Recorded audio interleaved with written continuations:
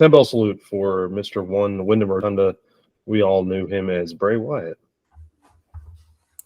Yeah. Yesterday we lost Terry Funk, and that sucked. But you never like to qualify deaths. But Terry Funk had been around for years. He was, how old was Terry? 70s, 80s? 79 years old and suffering from dementia in the last couple of years. Right. So Terry Funk lived a full life. He gave us a lot of it. Sad that he's passed. Bray Wyatt, Windham Rotunda, was 36 years old. Had 4 kids.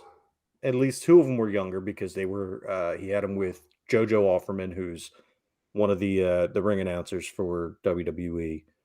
The youngest being 3, I believe. Yeah. So, dude, it's just, look, 36 is too goddamn young. And how, we lost Brody Lee, John Huber, Luke Harper, whatever you want to call him, back in 2000. And it was kind of like a thing. He went off TV, and then next thing we know, we're hearing that he died. And he was what, 30? He said 30, he was 39, wasn't he? 36. He was 36 as well? No. I'm sorry. No, he was 41. He's 41, 41. I knew he was young too. Yeah, okay. But still too goddamn young. Exactly. And then we lose Bray Wyatt a few years later. Rich, I know you, Bob, I don't mean to stop, but Rich, I know you didn't follow the product, at least in WWE for a while, but there was the stable, the Wyatt family, and now you've dropped 2 of the 3. Yeah. Brody Lee or Luke Harper, as he was in the Wyatt family at 41, and now Wyatt at 36. It's crazy. It's absolutely crazy. And I had thought maybe there would be some kind of correlation between the two, but Rich actually told me, because I still thought that Brody's diagnosis was still a secret, but actually Amanda Huber, his wife, came out and gave the diagnosis. It was pulmonary fibrosis, idiopathic pulmonary fibrosis, which is basically your lung tissue thickens and can't take in oxygen anymore. So you basically suffocate. That's exactly what my mom had. So, there we go. So yeah. you know that, I know it very well. Yeah. So that's what, we don't get serious on this podcast. We never do. But I can speak to that. That's what my mom had. So she ended up receiving a double lung transplant from it. And it depends on how far it goes. It can be slow, but it can be quick. In his case, it must have been quick. Yeah. You basically die from the inside is how that disease is. And it's not very well publicized because it's not cancer. But basically your lungs eat themselves through scar tissue. And there is no cure. And the only way you can continue to live is either on oxygen or through a transplant. So I know it very well, and it sucks. But the Bray Wyatt thing, man, it just 36 years old. I just don't get it. And it's just, it's weird. People question, and I've even questioned, especially with some of the people we've lost over the last few years, how someone you never met, someone you never had contact with, you only saw them on TV or through the radio or whatever, how that can make you sad, how that can be such a huge blow to you. But when it's somebody that when we were watching religiously 2 to 3 times a week, we were watching this person on TV. We were experiencing this person, which is more than, quite frankly, I have friends that I don't interact with that many times a week. I think we've all got we have family members that we don't interact with that many times a week. So these people are a constant presence in your life. And, some people might be, might say it's silly, or some people might be, whatever. Fuck you, man. Whether we know the people or not, they're a part of our lives, and they brought us joy in part of our lives. They improved our experience on Earth. So to say that we can't be sad or we can't be upset that they're not here anymore, go fuck yourself. Yeah, boy. Fuck off, Flavor Flav. I did some put it in perspective for me earlier. This is really strange. So I was coming through Twitter, and I saw a tweet by Jake the Snake in regards to the passing of Bray Wyatt. And for some reason, that hit me harder than anything else, knowing that what Jake the Snake went through to kick out of his demise, basically, and being saved to the point where he's working again in AEW, and then watching him post about a wrestler passing away at the age of 36. It just sucked. Because look, we've seen Beyond the Mat. I saw Beyond the Mat in the theater, and I was like, dude, Jake the Snake's dead in 5 years. Oh, yeah. At most. And here he is posting about a wrestler dying at 36 in the year 2023. Right. And Beyond the Mat came out in the late 90s. Was it 99? Yeah, 99. Yep. Yeah. So I think that was like prospectively one of the hardest reads on this whole thing, just because of who it was. And it was like, well, good Lord, like you're lucky to still be breathing, let alone what you're doing in AEW. And here you are posting about a young man dying. We just lost the Iron Sheik too not too long ago. Yep. Yeah. Now that I think about it, Yeah, this year has It's not been kind to wrestling. No. Hulk Hogan's still alive, though. Yeah. The fucking Hulk Hogan. Look, I'm going to lay off the Hulkster for one reason and one reason only. Vince McMahon's in the hospital. I mean, was there still a chance? I got a question. Why the fuck? Why God? Why not Vince? Why fucking Bray? Why not Vince? He's right there. He's on the tee. Fucking, you know. So I didn't know. I didn't watch a lot of WWE, so I knew of the stable, and it sounded entertaining. But what I found more fascinating was I had for a while I didn't know he was IRS's kid. Right.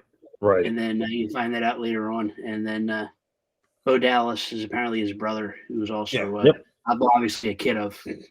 Yeah. WWE did a lot of things wrong, really, in the last 10, 15 years. But one of the things they did right was the initial iteration of the Wyatt family and the upbringing of that group early on. The music was right. It was so well done. Like it was creepy. It had very just interesting vibes to it that you never saw before. Almost like a very Undertaker-ish. Like it just had that because lights went out. Then you had everyone popping out their phones, the flashlights. They called in the Fireflies, and he really brought the audience in. And you, for the first time in years, you had that like Undertaker entrance like feel. I'm not trying to equate the two that they were the same, right? But you had a similar feel, and he brought the audience in on a character that, quite frankly, was brought up through NXT as a no-namer named Husky Harris. Like he was not given a great character to work with, but then they given this character called Bray Wyatt, and it just worked so well. And we can talk later on about his stuff doing the Fiend and whatever, which take it or leave it. But that first initial bringing it back up, and just go back and watch some of those entrances.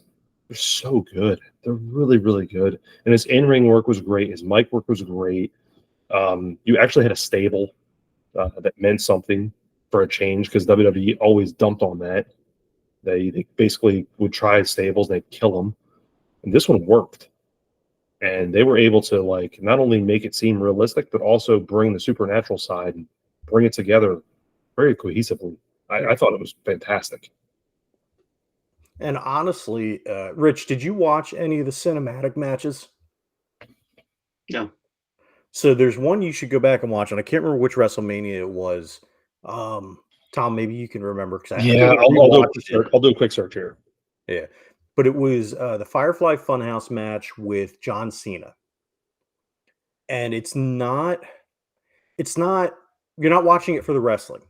No, Watching it for the all. theatricality, because the way that they do it, and hey, good on John Cena for having a sense of humor about himself and being able to not take himself as seriously as some other, because there's a lot of wrestlers that would have said, "No, you're shitting on me this whole match. We're not doing this." No. John Cena played along, and it was so fucking good. It's WrestleMania 36. And I'll tell you this, Rich. When you try to search for it, it elicits such questions as, was John Cena in the NWO? Yeah. Like it's really, really, really good. Worth your time. They did a couple of these cinematic matches over the years, and hard to say. The other one was really good too. They did a good one with AJ and the Undertaker, but this one is so off the wall that it's just, I don't know. It's worth your time. It's that go back and try to find it. Earlier this year, he also did the Mountain Dew Pitch Black match, which it probably wasn't quite as. No, but he did that with, and this was interesting. That would be his last really match, I guess, right? Yeah, it was his last match with LA Knight. Yeah, who's another. I absolutely love the guy. They, hopefully they figure him out, but. Yeah. Boy, I don't know. I just this one's tough, I guess, because of the age and I don't know. I was Dale and I were chatting about this earlier. I honestly thought, and Bob, I don't know if you feel the same way. Rich, feel free to chime in on this. So we all know the Undertaker streak ended with Lesnar beating him. I always thought that it would have made the most sense if Wyatt would have beat him, if they were actually going to end it. Yeah. But it didn't happen that way. The Undertaker went over, and I never understood that. Yeah, and they had matches in the past where they were I think Edge was gonna originally end it, and he was like, "No, I'm not gonna fucking end the streak." And there were other people. I don't think that Lesnar needed that rub. Oh no, he didn't at all. And I mean, it's definitely worked out for him. But I feel like it should have been a passing of the torch from one supernatural character to the other, like you said. Mm-hmm. Yep. It would have made sense. And there were so many situations, so many times that they just dropped the ball with both the Bray Wyatt character and the Fiend character. And now we'll never get to see them recover. No, and that's what he could have been. Right, and that's the sad thing. So wrestling with Bray Wyatt, the Fiend, in that whole gimmick, whatever. That's like comic books brought to life. That's on screen. It's live. It's the supernatural. It's colorful. It's whatever. It's dark. But it really is. It's a comic book brought to life. And wrestling obviously has tended to go that way for a long time. To kind of spice it up a little bit and bring in maybe a different audience. But they're few and far between, really, because now you have, a lot more realism with, storylines and characters and stuff. You don't see the supernatural a whole lot, but it's peppered in. And now that part with him, at least, is gone. And it sucks, it's, and there'll be someone else. But, there was so much more to give. No, I think that's a hard thing to swallow. I don't know, but it does kind of pique my interest in another question now. Like, what do you guys honestly think? I know as lifelong wrestling fans, and I realize that all of us have been on and off with it. Like the supernatural component to wrestling. I mean, obviously we have it with the Undertaker, and you've had it with other things over the years, but like, I don't know. Like, what's your honest opinion? Take it or leave it? What do you think? If it's done right, it could be good. I like the stuff with the Taker, although we're really the right age for the Undertaker when he came out. What were we, 10 when he came out? So it was just like, right. Yeah. And but then they tried to, when they brought ECW to the Sci-Fi Channel, and you have like a mummy and a zombie and shit. That was bad. Then you have the stuff with Gangrel and vampires, and that's less bad, but still, I guess for its time, it was okay. I mean, I liked the Brood. I liked Gangrel and the Brood. As far as the zombies and stuff, as far as the ECW zombie and the ECW mummy and all that shit, I thought that was because there was some kind of clause in the contract where they had to include some stupid ass. There was, but even when the WCW, what was that the dungeon one The they had? Dungeon of Doom? The Dungeon of Doom? Yeah. That wasn't good either. No, that was bad. But that's the thing. Like, if it's done well, Yeah. which it doesn't get done well often. Would the House of Black be considered a spooky And that's whatever? I'm kind of glad you said that, because I was kind of leaning that direction. Is, what do you perceive these days as being that supernatural? And that's exactly what I thought of too. I thought of the House of Black. So I was kind of curious, is that in the same vein as a Wyatt family, Undertaker? I would say that. I would say they're the only ones that have done it well. Yeah, they kind of dropped some of it though, where I guess last year they were doing that whole mist thing, which was turning people evil, and then they just kind of dropped that completely and just made them more of a spooky kind of thing as opposed to supernatural. And I think that's the crazy thing. You have go back to when the NWO first hit the scene. It was the first time where you're using wrestlers, like, I mean, not the first time, but first time like really brought forward like wrestlers' real names, instead of, okay, I don't have Razor anymore, I have Scott Hall. I don't have Diesel, I have Kevin Nash. And you're bringing more reality into it. And when you start bringing reality into it, to me, it immediately starts superseding the supernatural, because you take that. To me, when you start pumping reality into it by using real names and real people, you start taking out that disbelief. And I don't know. Did Sean Whitman ever go by Sean Whitman, or was X-Pac because he sucked? Who? X-Pac. Oh, X-Pac, Sean Waltman. Yeah. He's only ever been X-Pac, X-Pac, and the 1, 2, 3 Kid. Yeah. And we don't get his real name because he sucks. Oh no, and he was 6. He doesn't deserve a name. He was also 6 with 2 X's. Yeah. He was cool. He also had an unfortunate injury doing a Bronco Buster on an independent show too. So he ripped his asshole. Yep. That's a true story, kids. He ripped his asshole doing a Bronco Buster on the turn. Yeah, look that one up. And he did porn with China, so. Yeah, that's right. I forgot about that. Yeah, he did. Yeah. Haven't seen that one. Thanks for saying that as Peyton walked in the room. Nope. No, but it does beg the question though, as far as this whole. Does Papa Shango count as supernatural? Yeah, I was gonna say that's, to me, just not done well. Could have been done well. What about the guy that eats worms? Is he even still around? Oh, the Boogeyman? Oh, the Boogeyman's still around. Dude, you know what the funny thing is? The Boogeyman's like legit. That's not really just like a character. Yeah, that's pretty much him. That's him. He likes to eat worms. He's a fucking creep. But he's also super nice to kids. Like, he's super duper nice to kids. But no, he's legitimately crazy. Yeah. That's not a character. Yeah, like Charles White doesn't go around, being a voodoo pimp. He's just. Although, you know what though, he was like a what was he?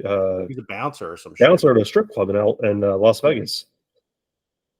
Wait, I don't know. The Boogeyman or the Godfather? No, the Godfather. Yeah. Oh yeah, the Boogeyman. No, the Boogeyman. Dude, the Boogeyman was like, yeah, if he was a bouncer at a strip club, what city would it be in? Fucking Alabama, somewhere in Florida. Yeah, I was gonna say, like, I was trying to think of like a dump, but Mississippi. Oh yeah, Biloxi. There you go. Yeah. I don't know. It's yeah, that's even better. Yeah. No, this whole thing though. I don't know. I like. Doesn't mean they suck. Huh? What's the? Oh. Well. So just because they have a better football team doesn't mean they suck. Oh boy. Oh boy. I appreciate you trying to get my mind off of this by getting me pissed off at you over. What's even football, the but- best part about this is for our audience that can't see, Rich is wearing an Eagles shirt and Bob has an Eagles chair in the back. And I'm wearing an The Eagles same one I was wearing And yesterday. you're also by the wearing an way. Eagles shirt too, yeah. and my Eagles wallet is sitting on my Eagles chair in the background. And I have a Phillies hat, so that's close enough. And then we'll bring back to wrestling. They brought Alexa Bliss into the. Wasn't she supposed to be like his goddess or how they called her? Yeah, he was. See, they never really explained it, but it seemed like she was going to be Sister Abigail, and then there was going to be Uncle Howdy was supposed to be Bo Dallas, which they were finally going to do that right. They were finally going to bring Bo Dallas into the back in, and I believe one of the other characters, please excuse my not remember the name, but Grayson Waller from NXT was going to be one of the other characters. Yeah, I can't remember which one. Bolt, I don't remember either, but Buzzy the Buzzard or some Mercy the Buzzard. Mercy the Buzzard, yeah. Didn't Vince McMahon not like Bray Wyatt, the character, or the? Yeah, he probably didn't understand it because he's an out of touch old fuck. He needs to get the fuck away from from wrestling.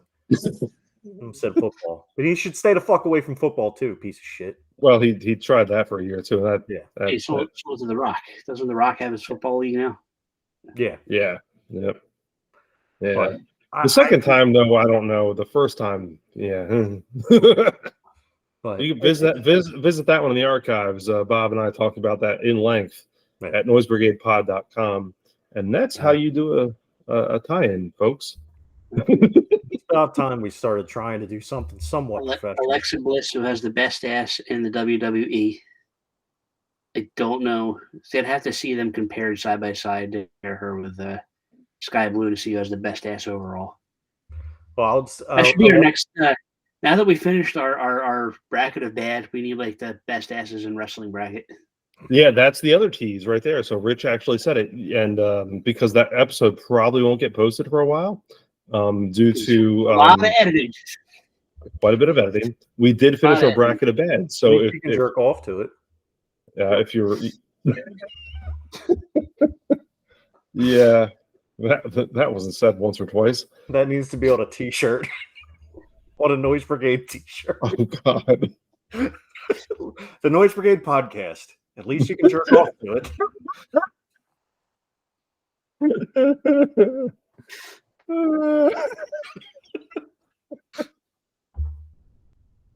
I wonder Hey guys, let's do a Bray Wyatt tribute episode. How's this going to turn out? Look, man, we're only laughing to keep from crying at this point. Tell you. Then that's it though. You gotta smile. I mean, I feel bad about Terry Funk too, because I imagine if he would have made it a year or two, he'd be wrestling Ric Flair again. He'd be back in the ring. Jesus Christ, that dude. you know, you dude. I'm sorry. You laugh and you joke like you're not wrong though. I think that's the thing because look, Ric Flair was in the ring last year. Oh, yeah. I mean, He Terry Funk was stroked the out. He stroked out and had a heart attack and almost died. And Andrade had to give him CPR, but he. Dude, I mean, come on. It's Ric Flair. He's gonna keep kicking out. Yeah. No, it's dude. The Terry Funk stuff. I know we did talk about him a little bit, and that one hurts too. Just on the sheer fact of, and I was thinking about this last night after we recorded actually. So like I remember like being out of wrestling completely, and flipping over to WGW 48, and seeing this like middle-aged, older-looking guy wrestling. I could not remember who he was wrestling, but I looked up and I was like, I know that guy. I don't know why I know him, but I know him. And I saw him taking crazy bumps and just this crazy thing. Terry Funk was the reason why I stayed on that channel to watch ECW in 1996. Maybe in 95. But it was in that time frame when I started watching wrestling again because I gave up on it. Think about how piss poor the WWF product was. I gave up on WWF basically after WrestleMania 91. And think about the time from 91 basically to 95, 96, how bad the product was. WWF, WCW, there was nothing there. And I, at the time, you didn't have the internet really, so I didn't know. And hell, ECW's in our backyard. I didn't know. No. You know, and then I finally flip it on one night, and it's like, what is this? 48 at like 2 o'clock in the morning. And that's when you found out ECW exists. Right, exactly. That was the way we had it. And so I like I said, 95, 96 time frame. And I remember seeing Terry Funk on there and was like, this is awesome. Like, this guy's taking hits. And then you find out at the time, like, this dude's in his 50s.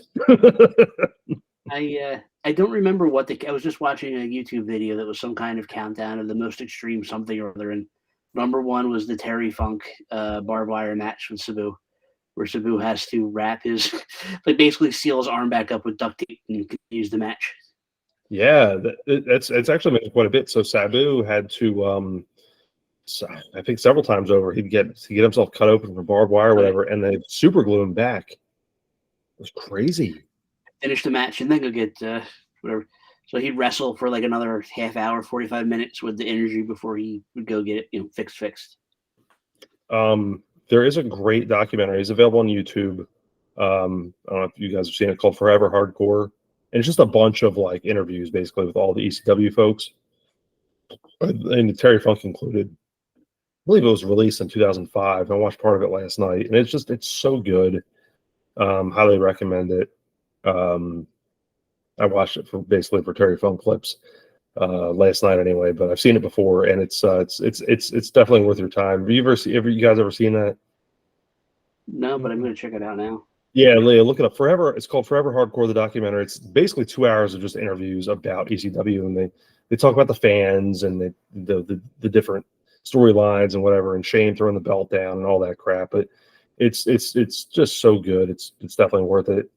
It's obviously looks like it's shot on somebody's like, Sony Handycam type thing, but it's cool. A lot of good memories that I revisited there, and that's what sucked. I'd like to say that Terry Funk was the one that brought me back into wrestling, so that was kind of hard to hear, even though, again, he's close to 80, and it's like you kind of expected it, Right.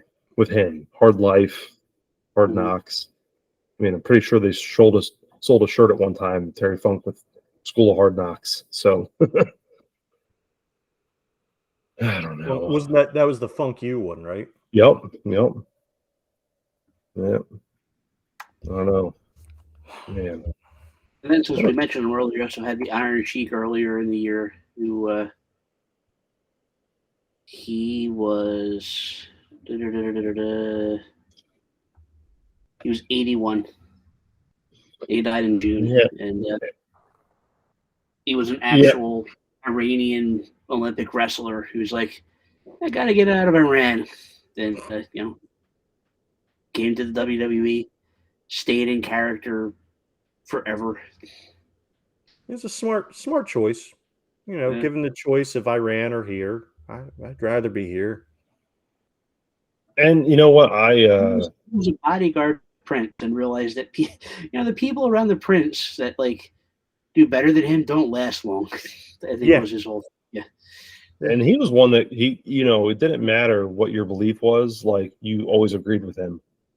Yeah. Like he crossed lines on all sorts of things. Like I always thought he was hysterical, and and I realized that a lot of his Twitter postings weren't really him, but yeah, when he came out later with the, I don't know if it was Howard Stern that brought him back or if he was just doing stuff around and Howard Stern brought him on. But like towards the end of his thing, they would have him on just yelling stuff randomly.